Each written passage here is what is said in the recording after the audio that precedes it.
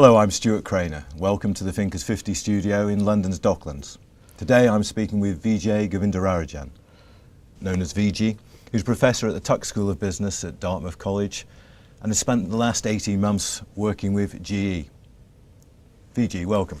Thank you. You've recently written an article for the Harvard Business Review with Jeff Immelt, the Chairman and CEO of GE, and Chris Trimble, your colleague. It talks about a new concept called reverse innovation.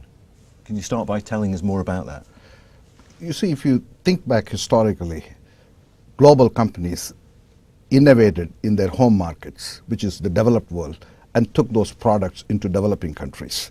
Reverse innovation is just doing the opposite, where you innovate in emerging markets and then bring those innovations back into developed markets.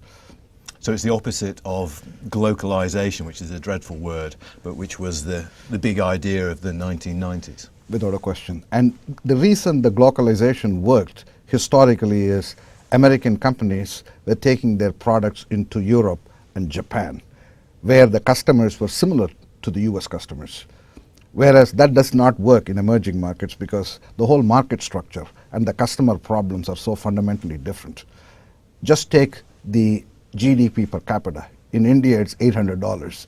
In the US, it is $50,000. Therefore, there is no product you made in the US where the mass market per capita income is $50,000. You can go and adapt and sell in India where the mass market per capita income is $800. So can you give me an example from GE's work of reverse innovation at work? Take, for instance, their ultrasound machine. In the US, the ultrasound machine looks like an appliance. It's huge, it's bulky, it costs anywhere from $100,000 to $350,000, and it can do very complicated applications.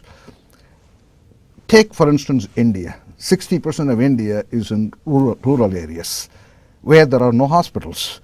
So patients can't go to the hospital has to come to the patient. That means you can't use those bulky machines. It's got to be portable. Again, customer affordability is different. So what GE did was they created a portable, low-cost ultrasound machine, somewhere in the neighborhood of $15,000, which is a fraction of the cost of the bulky machines that they sell in the US. And that has opened up a huge market in China and India. And that same portable ultrasound machine is now coming into the US and creating new applications. This is a great example of reverse innovation. Because until moderately recently, India was only 1% of GE's markets, I think. That is very typical of most multinationals because they sold the US products in countries like India and China. That means they were capturing 1% of the opportunity in those countries. Therefore, they only represented 1% of the global revenues. But going forward, they are going to represent a huge growth opportunity. In fact, I say in the next 25 years, the biggest growth opportunity for multinationals is customers moving from rich countries to poor countries.